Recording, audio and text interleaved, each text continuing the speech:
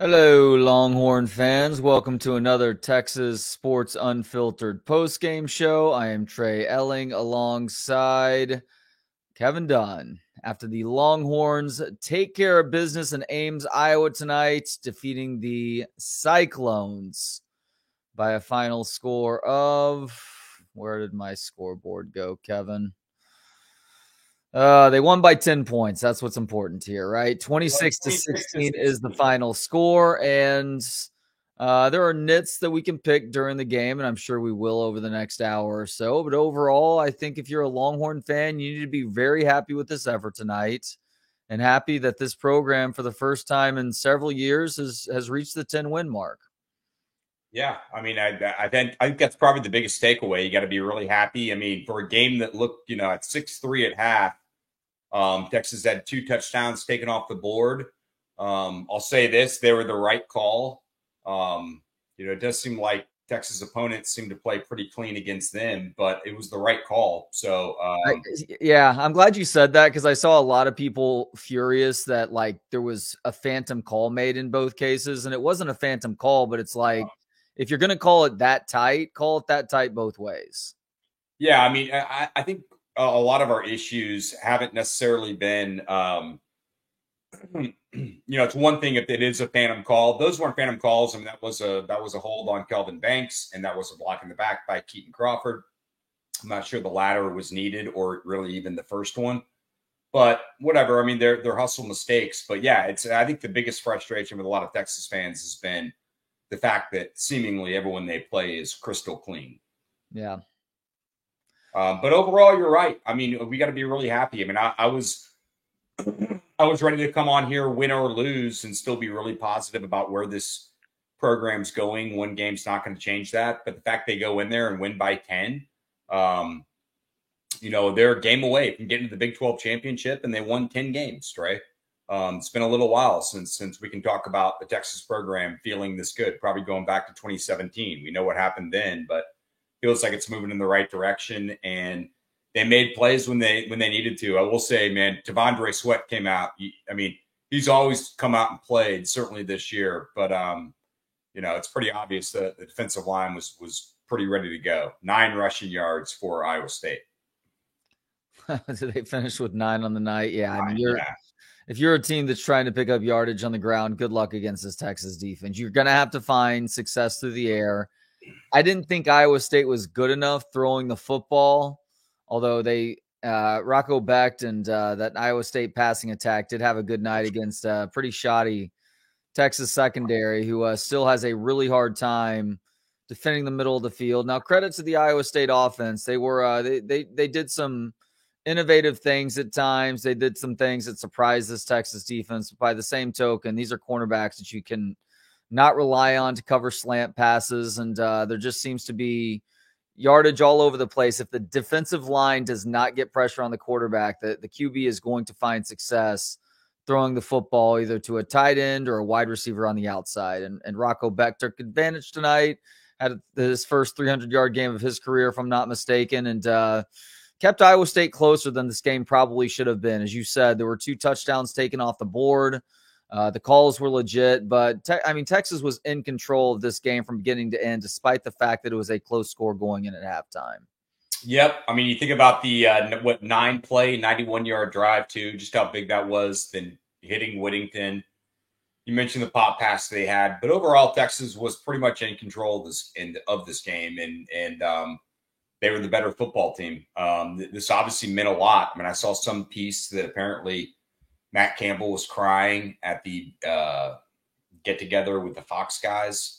I mean, I think it's pretty remarkable that Texas has been able to go through this whole gauntlet and beat all the teams that they're not going to face again. They obviously lost to Oklahoma, but this has been everyone's big game, and they've been able to survive it. And once again tonight, so we'll see exactly where Xavier is.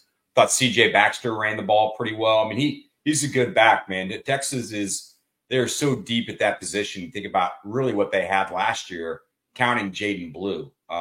It's a pretty deep unit. So all in all, man, I'll take the W. They got to clean stuff up, but this is not a perfect team. There's not a perfect team in college football right now. Maybe outside of Georgia. Yeah, Georgia and boy, Oregon's looking pretty good right now too. But Yeah. other than that, the Longhorns have a chance to clinch a Big 12 title game appearance with a win over Texas Tech next Friday.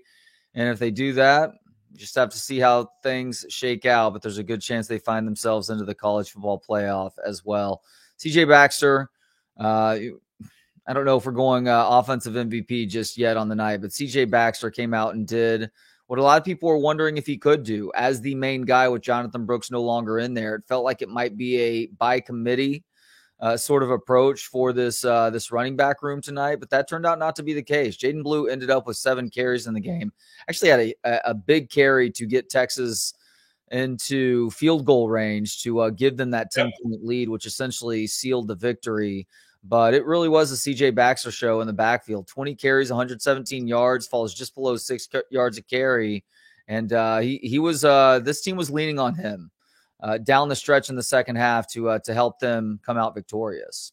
Yeah, they were. And I think your point's right. I mean, it's all about, kind of the load. And he does have the 20 carries. He runs really tough, but they ran some good outside zone with him, including late. To kind of, finish that deal. He cuts well. He runs hard. He gets north-south. He doesn't dance like a lot of freshmen do. So he played well. I thought X played well. Really everyone. I thought they blocked pretty well, too, for a team that has not been great at run blocking. Looking at the Clean Cause YouTube comments line right now, DJ says, "Hey, boys, what's up, DJ? Always good to hear from you." Bradley, we agree, as you just heard us say. CJ Baxter balled his ass off. Yep. Rodney says, everything goes through Lubbock.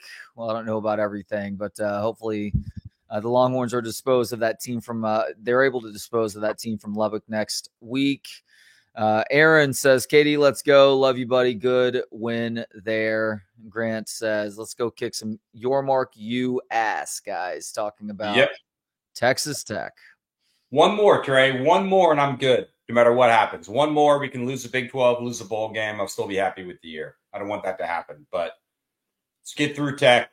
No one who we're leaving would have beaten us when they wanted to so bad in that last year. So get the dub on Friday and then kind of see where the chips fall. And obviously, hopefully, go win the Big 12. I mean, that would be huge. And, if you get in, you get in. If not, who knows? I mean, Florida State's obviously dealing with stuff. That's like Brooks last week. It's awful to see Jordan Travis go out. You don't want to see it decided like that. But there's still some chips to fall, Yeah, you're right. I think that all things equal, Texas wins the last game, loses the Big 12 championship. I would probably be okay with that too, for the reason that you just gave. That this was everybody's Super Bowl on the schedule this year. And for Texas to only have lost to the team that they're going to be moving to the SEC with next year is going to leave even more of a sour taste in all these programs' mouths. Much less like the West Virginias and the Oklahoma States of the world. Well, Oklahoma State might get a shot in the Big 12 championship game, but schools like that consider Texas a rival that don't even get one more opportunity against the Longhorns. Yeah. No, I mean, this is it right here. So you're right. I mean, it could be someone else. I should take that back because who knows in the Big 12 championship game. I'm putting Oklahoma in there, and I shouldn't do that. But get the win against Tech and just get into that Big 12 game and hopefully be as healthy as possible. Another guy, Byron Murphy, really played his ass off today. Byron Murphy did. It was another roller coaster ride with Jaron Thompson, but he obviously had a big interception in the game at a moment where it felt like Texas defense was starting to get tired. So for them to get a turnover right there was huge because the offense was able to sustain a drive after that and give the defense a little bit more rest to help them down the stretch as well. Yeah, a couple guys. I mean, everyone on their team who we talked about, Odnum, I told you, number 11. I mean, that guy can really play. He caused some issues. TJ Camp is a good player. Beck made some throws. They ran the RPO game and the heavy slant game like we thought. They hit the pop pass, but Iowa State was kind of what we thought they'd be, and Texas was able to withstand it. I mean, that is not an easy place to play. It's not going to Baton Rouge at 7:00, but obviously for them, this was a really, really big game. And We talk about has Texas been a little lucky in some of these wins? Yeah. And they're probably a little unlucky last year in some of the really close wins. But I don't think it's just coach speak and bullshit when Sark talks about a culture change. Winning these close games and really staying the fight and staying the course is something this team has proven they can do this year.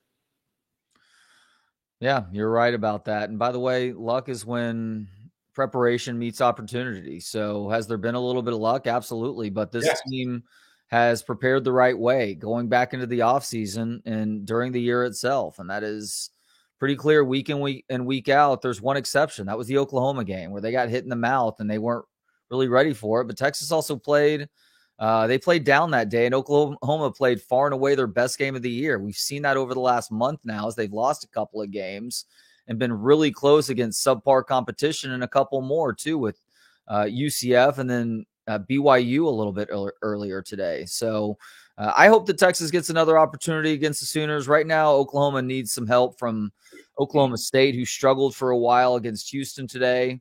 But if Oklahoma State is able to win their last game, I don't even know who they play off the top of my head, but if they win their last game, then it will be the Cowboys in the Big 12 championship game against Texas, assuming the Longhorns do beat Texas Tech. Yeah, who does Oklahoma State have? It's a good question in their last game.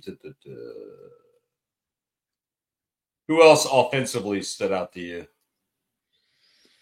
Offensively, I loved what we got from Jordan Whittington. I know it's become cliche about him just being a team first guy who doesn't necessarily need the individual stats, but he had a huge catch to extend a drive in the first half, and then obviously that touchdown was a bit of a backbreaker for Iowa State as well. Wasn't quite a pop pass, but it was a well-designed play by Steve Sarkisian that had Jordan Whittington wide open, running into the end zone on a really nice throw by Quinn too. And you got to give credit to Quinn Ewers. He looked better. He looked more comfortable this week than last week. That shoulder's still not 100%, but it looks like it's, I don't know what percentage wise, but it does look like it's feeling better. And it looks like he's getting some of that touch pass that just seemed a little bit off last week. Yeah, the touch seemed to be more intact. The zip still is not there. Right. For him. I mean, and he's got a quick release. He's got good pace on his ball. So it's not there, but he gutted it out. I mean, I think it says a lot about him, the fact that he's played these 2 weeks. Yeah, and not just that, but also the offensive line. And I know they struggled a little bit with pass protection in the first half. They were great in the second half. He stayed upright pretty much the entire second half, didn't have to worry about a ton of pressure, and that allowed him to sit back and really find the easy throws to make and complete. And he was doing a good job of that. And so even though the offensive line did have some procedural and holding issues in the first half, they really were able to clean those things up. And that is what allowed Texas to put 20 points on the board in the second half to pull away with this victory. All right. So I was behind, so I don't have my touch-up light behind me. Are you okay me being the man in the dark here? Does that work for you?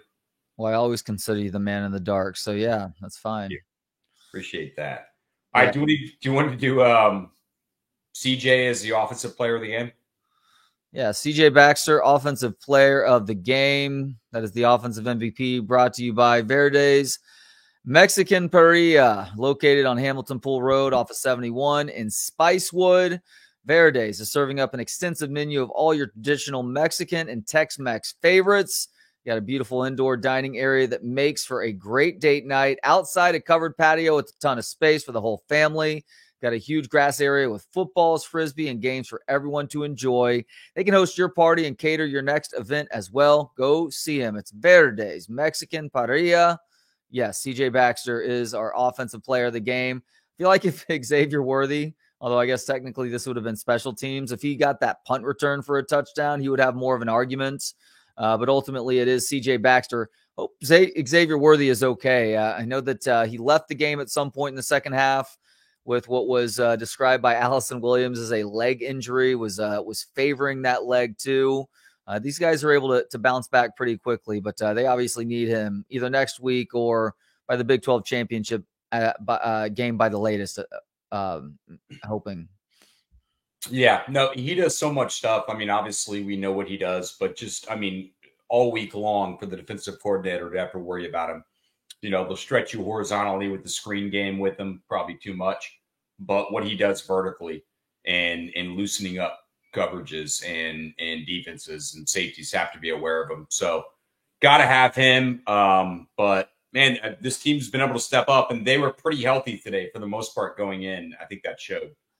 Yeah, Jalen Catalon, I feel like there was a point that he was not playing anymore in this game. I don't know when that was. It felt like it was in the first half. I've stopped worrying too much about finding number 11 on the field. Derek Williams suffered what looked like a pretty nasty stinger, but I did see him in there in the second half too. So credit to him for shaking it off and being able to get back out there too. Jatavian Sanders obviously tweaked that ankle that he injured in the Kansas game. So hopefully he's going to be okay. He was back out there, but not nearly as effective. I feel like he was doing a lot more blocking. And as a matter of fact, you saw Gunnar Helm going out and catching a couple of passes, including that touchdown up the left sideline too. So Texas did not escape this game, which was very physical, unscathed, of course, but hopefully the season-ending injuries were null, other than Jonathan Brooks already standing on the sideline. Yeah. I mean, obviously Xavier's a huge one. DJ Campbell went out at one point. He came back also. He came back as well. Right. So I'm trying to think of who else. I think that was about it. But I mean, once again, the defensive tackles, I mean, they just dominate every game. I mean, this team reminds me in that regard so much of the 98 team, where when Shawn Rogers and Casey Hampton could just dominate games. And they just change the tenor of everything, and they just blow everything up. And when Byron Murphy's rushing the passer like he did today, and Javondre Sweat's doing that, and I mean, we've talked about Collins, who I think had half a sack, Vernon Broughton, what they've been able to do. So this team will live and die with their run defense, and they give up 9 yards at a place that usually Iowa State will crack some stuff and open some stuff. And yeah, they did crack some passes, but another great job by the run defense. Yeah, Iowa State, the success that they've had on offense as they've turned their season around this year has been mostly on the ground.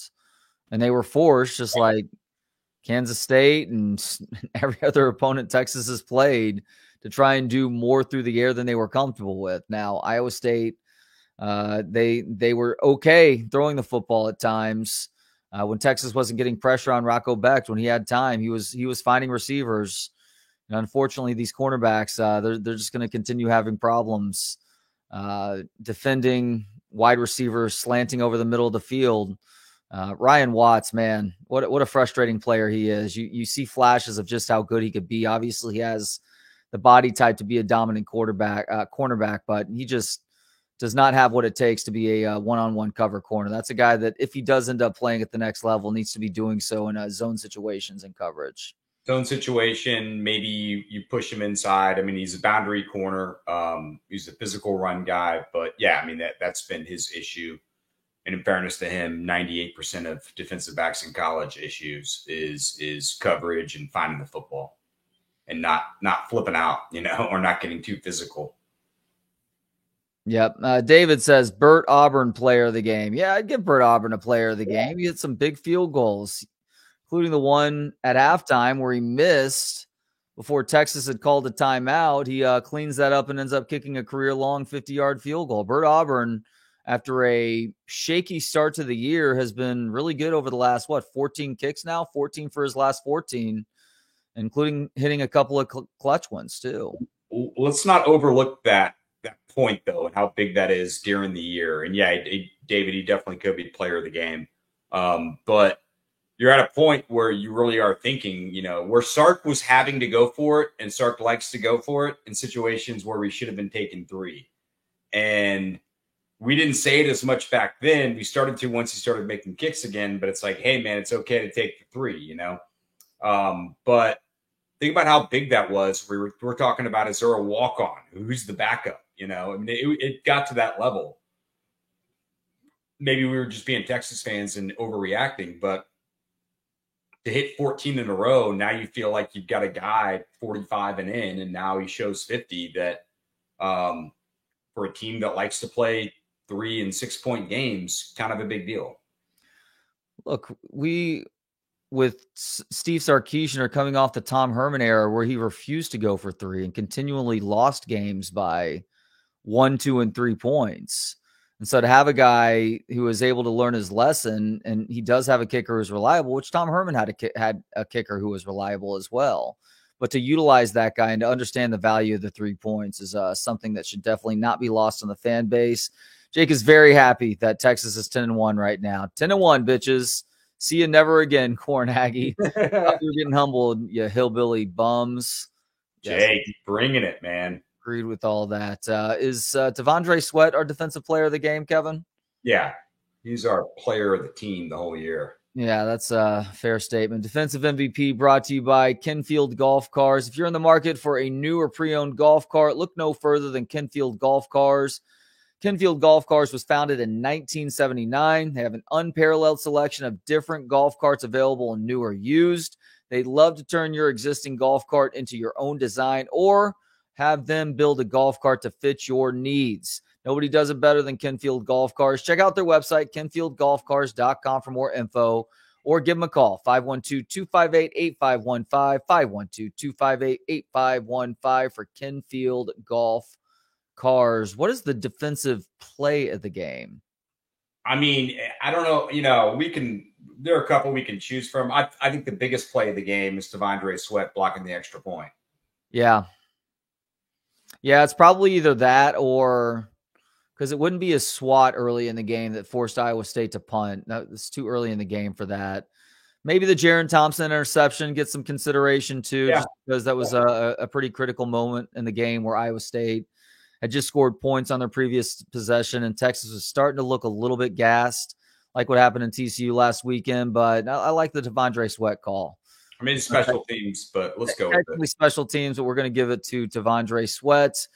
Defensive player of the game is brought to you by Moonshine Patio Bar and Grill. Moonshine has 2 locations in Austin now. Did you know that? Yeah, not only the original downtown location near the convention center, actually have one at Avery Ranch and Palmer Road now near where I live. I think technically it's still in Austin, but I'm in Cedar Park, and it's 5 minutes up the road from me. Moonshine takes you back to a simpler time. It's because it's comfortable and familiar, relaxed, and easygoing. Moonshine greets guests like family while serving up an innovative take on classic American comfort food. Moonshine is celebrating 20 years in business, and they want to thank everyone in Austin for their support in that time. Go see them for a fantastic dinner or that great weekend brunch that we've all had parents or grandparents pay for at least once in our existence as UT fans and otherwise. Moonshine Patio Bar and Grill.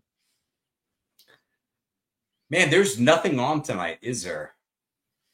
Yeah, I feel like we cleared the last of the good games with Washington and Oregon State, Kansas State, of course. I didn't even look at what the rest of the schedule was. There may be one ranked team that's playing the rest of the way, but all the good games are done tonight. All right. Well, we'll take it, though. Yeah, I did not think this team would be 10-1. I mean, I'm not totally shocked. I knew they had the talent, but we've seen this team and this program. We've got a little PTSD, as we've talked about. I think all of us do. Just expecting them to lose, and they almost did in 3 or 4 of those. So it's not like they've totally figured it out, but they figured out how to win these games, at least this year. So I'm pretty happy, man. I will take it. Let's get a dub Friday, and let's get the hell out of here. Okay, so I'm just now looking down the scoreboard. When I turned away from the TV, Missouri was losing to Florida, and it was a 4th and 17 that they were facing, I think in their own end too. But I'm looking at the final now. Missouri beat Florida 33-31. I have no idea what happened in that game other than right now. I have no idea. Napier, though. No way, God. You're always too kind, No way. Thank you for everything you do for Texas Sports Unfiltered, No way. Look at that. Oh, my God. Just like an in route. And then came down and kicked a field goal. Wow. Crazy. Ryan, thank you as well. Thanks, guys. We really appreciate it. Grant, Ryan, it's good that everyone got to see why Blue doesn't get more PT. He's a great athlete, but he's young and lacks vision and patience. Bright future, though. I think there's a lot to that. I mean, he's definitely a young back. We knew he was a speed guy and that, we've seen him get to the perimeter and get the edge, and he can flat out go. Some of that other stuff you can teach. I mean, sometimes you can't with vision, but patience is something like in real life. Usually it comes with age. Matthew, thank you as Thank well. you, Matthew. And engaging life's moments. Don't care about college football playoff. Yep. Let's go Big 12 ship. I agree with you on that. If Texas were to make the college football playoff this year, great. It's going to be like the Rangers making the playoffs. That's found money. Whatever happens, I'm going to be rooting for Texas to win whatever games they play in the college football playoff. Yes, but if they accomplish their goal of making it to and winning a Big 12 championship this year, I think that's fantastic for the reasons that you just mentioned, Kevin. Yeah, this is a program that far too often trips over itself, despite all the ability, all the 5-star, 4-star players on the roster, and the expectations to actually do something in a given season. It has very rarely happened in the last 13 years now. But here we are with a game to go. Was the conference a little bit down this year? Yeah, but you were everybody's Super Bowl this year. And in years past where you're just everybody's rival and you don't treat that game as seriously as everybody else do, you inevitably lose at least a handful of games. That did not happen this year. And you are about to make a return trip to Dallas and perhaps force Brett Yormark to hand Steve Sarkisian a Big 12 conference championship trophy, the last time you have an opportunity to do so. In a year where he essentially said that he's rooting against Texas to a crowd of Texas Tech fans. He was at the game tonight. I wonder if he's going to show up in Austin next weekend. I still believe that he comes down with a case of COVID on Tuesday, and unfortunately he's going to have to skip the trip. Yeah, I don't know. I don't know if he said he would or not, but that would be glorious. And look, I mean, don't get it wrong. You know, I think that the Texter and you and I mean, obviously we would love nothing more than for Texas to be in the college football playoff, but you've got to be realistic with your goals and got to be realistic about the program. And if we all would have been told that Texas was going to end up going, 12-1 and winning the Big 12, we would have taken that in a heartbeat and never asked about the playoff. Yeah. And it's strange because you could go 12-1 and still miss out on the playoff. But if so, perhaps it leaves you that much hungrier for the following year and allows these guys to experience a level of success while also helping them to remain focused on that next prize that you put your eye on. Not only succeeding your first year in the SEC, maybe making it to an SEC championship game, but making some noise in an expanded 12-team playoff next year. I do want to say giving Sark a lot of love. You know, you never really know. I mean, because it's unprecedented for the most part, how to deal with a year like this if you know you're leaving. I mean, yeah, we've seen it before, Nebraska, Colorado. We've seen teams change conferences, but this obviously, the vitriol seems to be a little different. And the fact that Sark took it head on and kind of embraced it and had the guys embrace it early on in the year, I think was a good thing. You know, there's no reason to not talk about the fight if you know you got a big fight coming up, right? And I think they embraced that, and it felt like they were prepared all year long in these conference games, knowing that whoever they're playing, it's just going to mean a little bit more for them this year. And they faced it, man. I mean, they've had some really, really tight, tough games, and tonight was another one. Maybe that's what was needed all along for Steve Sarkisian, who has earned the moniker 7-win Steve after 9 years in the sport and not being able to eclipse 8 or 9 wins for the most part.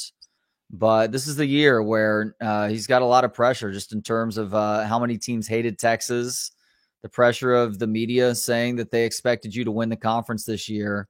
And here we are right now. And for a guy who has routinely lost 2 out of every 3 games to ranked opponents and opponents on the road, he has passed every single one of those tests except for the Oklahoma game this year, who was a ranked opponent, of course. Now that game is a neutral site game, but they've won in some tough road environments, including here in Ames tonight, and they've also beaten a handful of ranked opponents as well. Now, you don't have another opportunity against Texas Tech next week because, well, they suck and they're not ranked.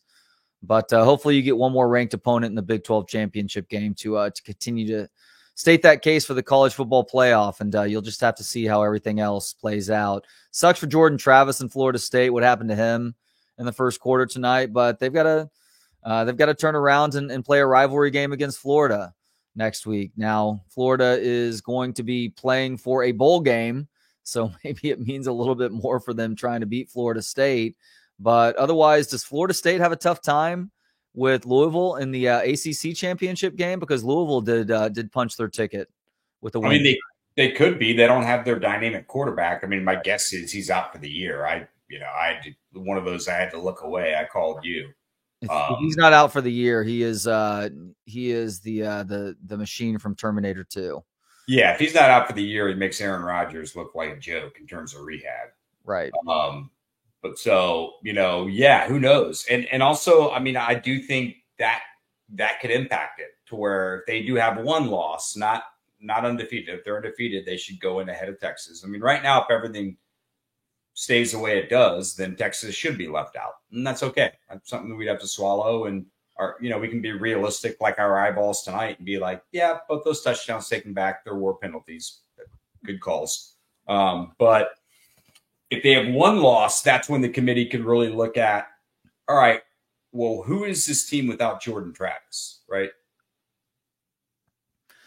Not to take too many pages from March Madness, but I completely agreed when the tournament selection committee started looking at what teams were at that point in time. And if a team suffered a major injury, then that does affect your overall ranking because you're not going to be nearly as good as what you've shown up to that point in the year. Yeah, if you don't have Kenyon Martin or Marcus Fizer, you're not the same Cincinnati or Iowa State. We're not idiots here. So Florida State is not the same without Jordan Travis. On the flip side, if we'll see how far or how long Xavier's out, if he's out at all, though Jonathan Brooks, you could certainly look at Texas and say that. But Jordan Travis is a different deal. Jordan Travis would be more akin and even more so to Quinn Ewers being out.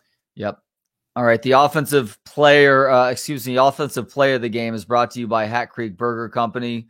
Did you know Hat Creek is celebrating its 15th birthday in 2023? They started as a food truck behind Star Bar on West 6th Street back in 2008. Since then, they've continued to grow to 26 locations across Texas, panning out from Austin with spots in the Austin area, of course, Dallas, Houston, San Antonio, Temple, and Waco. Great burgers, great fries, great shakes too. I'm a big believer in that birthday cake shake. Check them out, Hat Creek Burger Company. Offensive play of the game, Kevin, was it the Gunnar Helm touchdown? Yeah, throwback. Let's go with the throwback.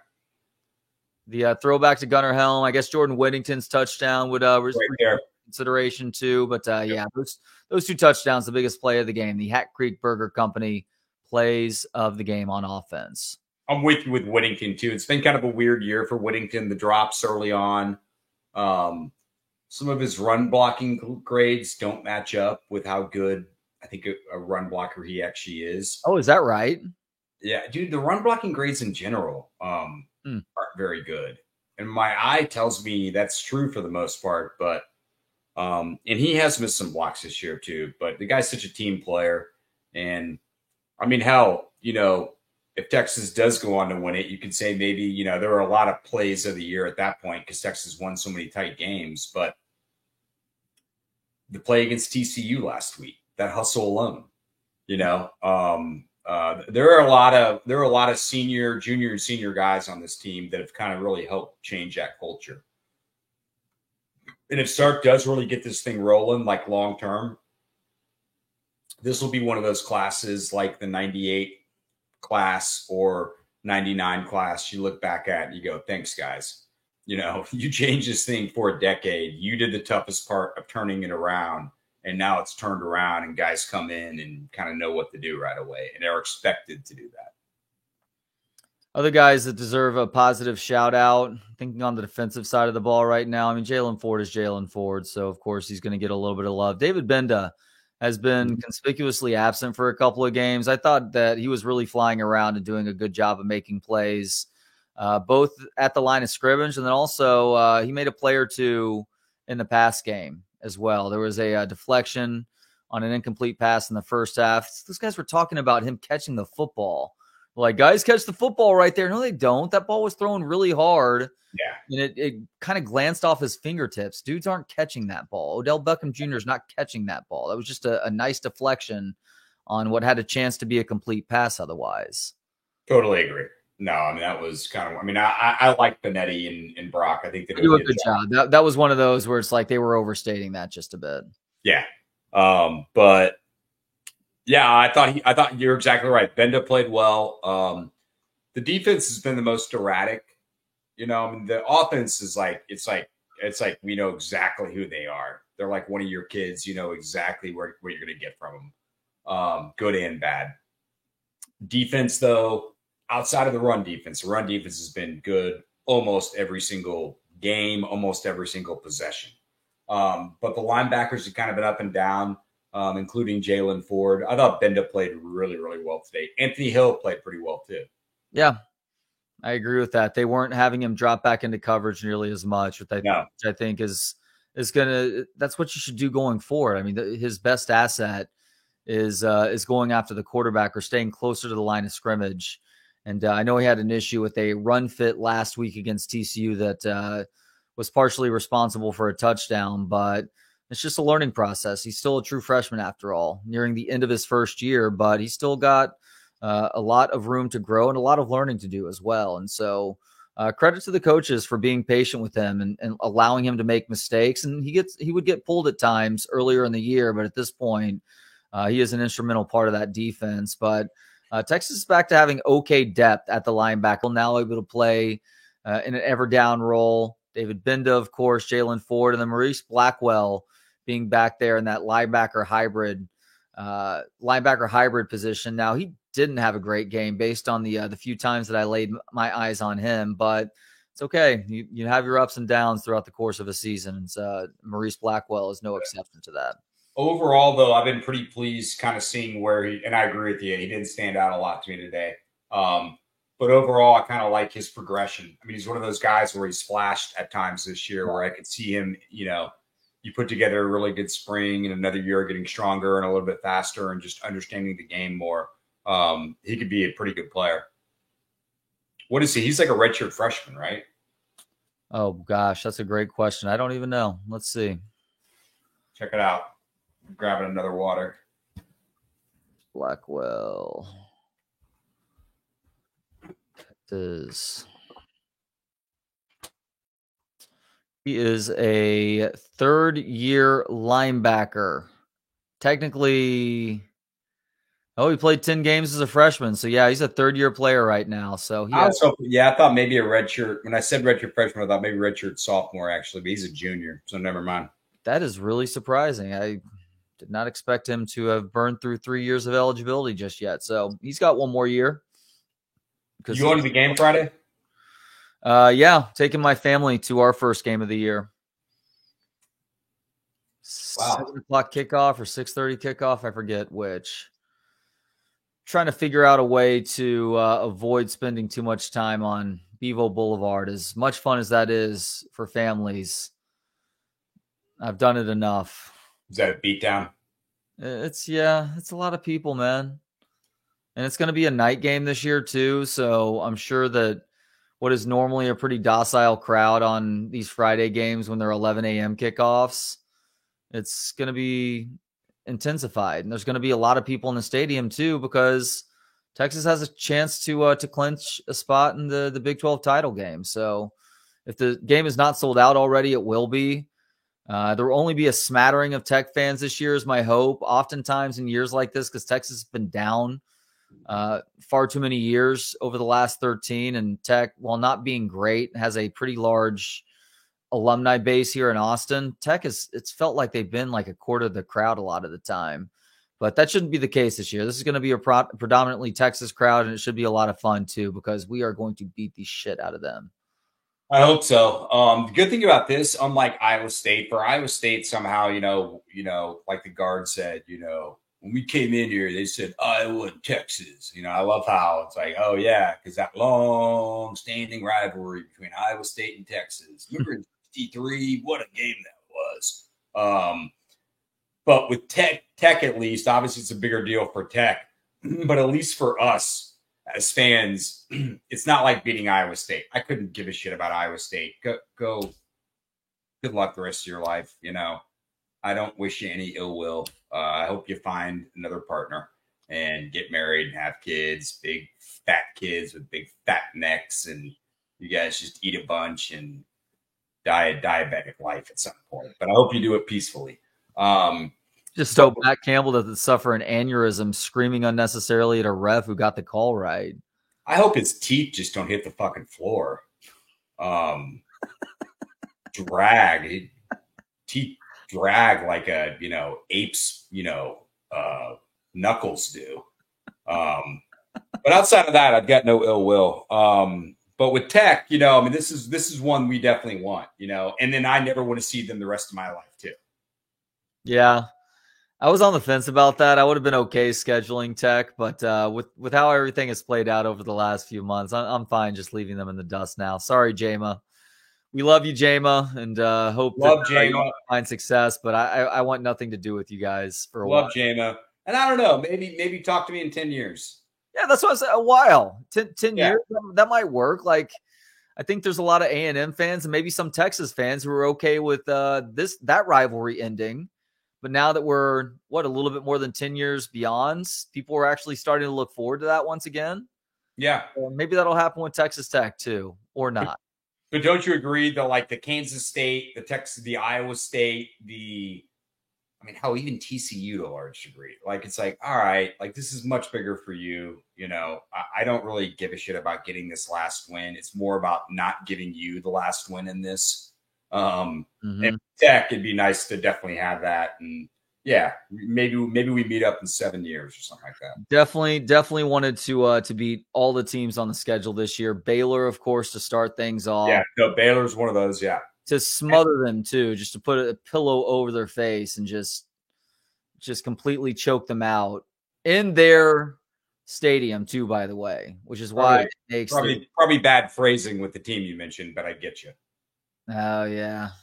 That wasn't you, so you didn't do that. So yeah, well, yeah, that's true. It wasn't me that did that. I was just painting a picture there about how Texas dominated that game, and to win at TCU, win at Iowa State. The last time you played at Kansas State, you won that game. That was last year. You didn't have to play West Virginia this year, which I'm completely fine with. Same goes for Oklahoma State too.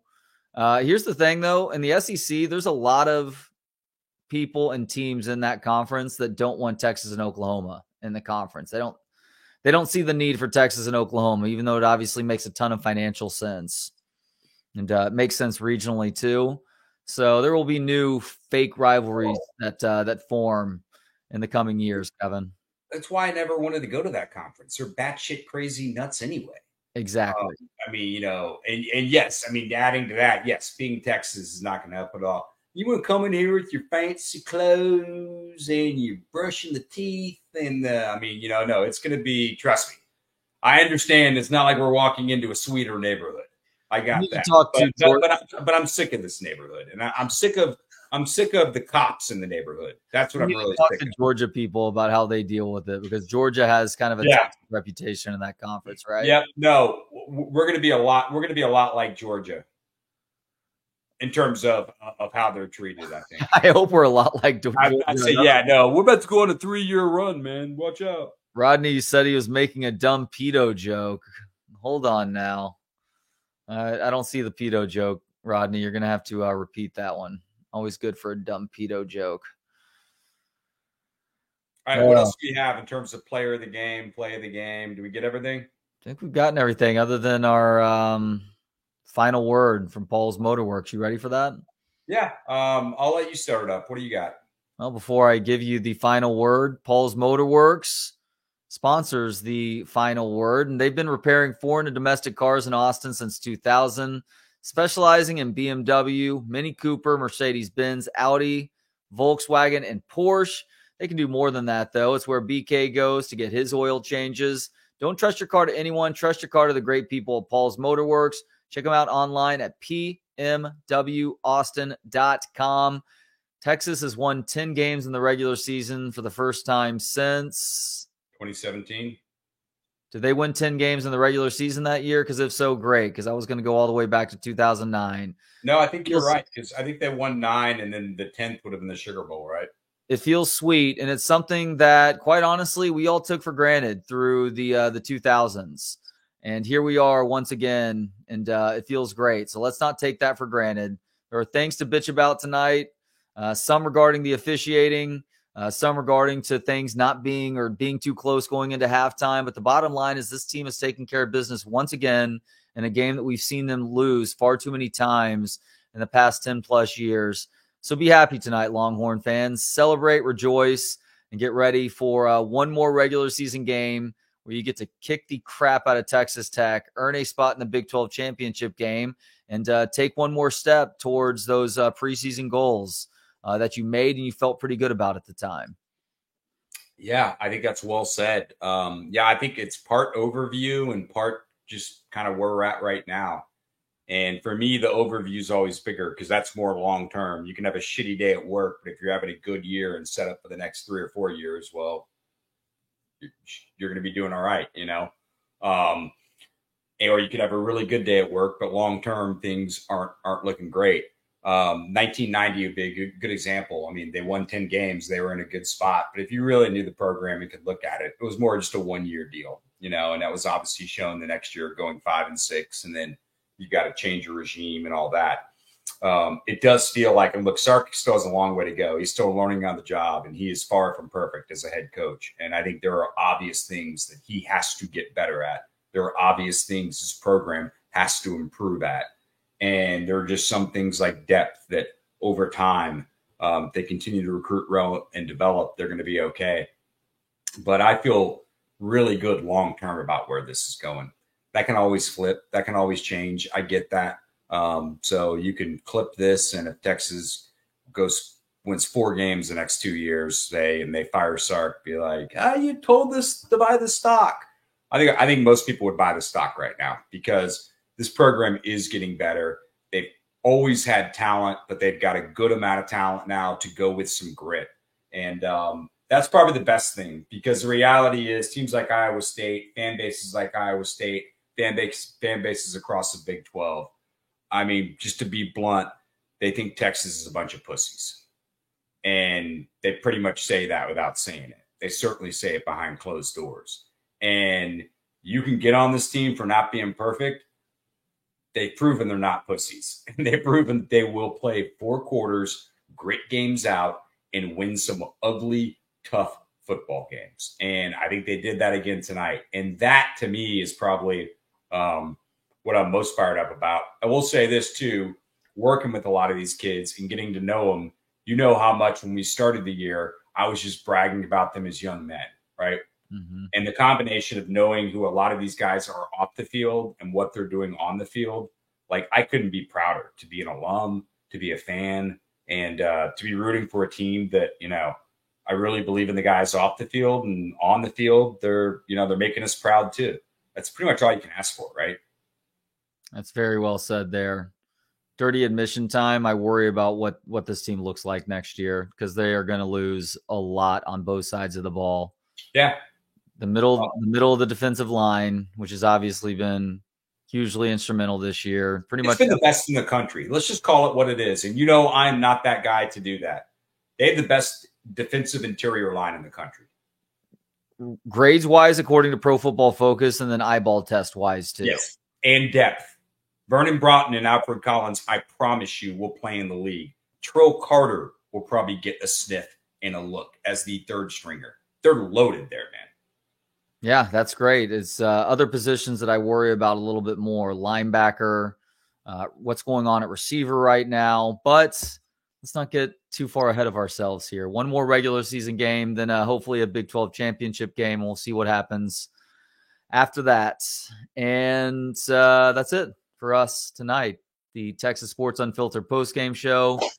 Texas wins 26-16. Jesus, I'm sorry. I cannot get this score, and I don't have the scoreboard anymore.